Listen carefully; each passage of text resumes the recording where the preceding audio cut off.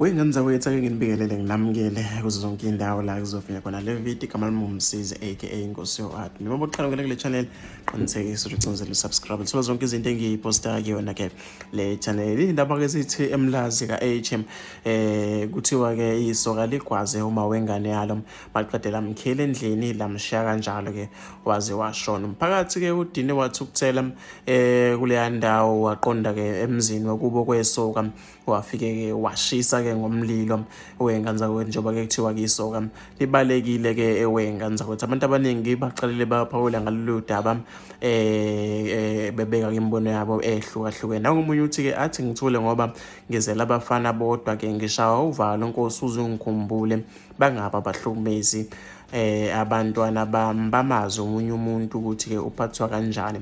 Nangomunye uthi ke umlazi DNH yave ke benomphakathi obambisene kamnandi ke lo ke uncoma isenzo ke senziwe ngomphakathi. Afisa ukuthi ngizuvo lwakho nombono wakho hlala lapha kwi comment section.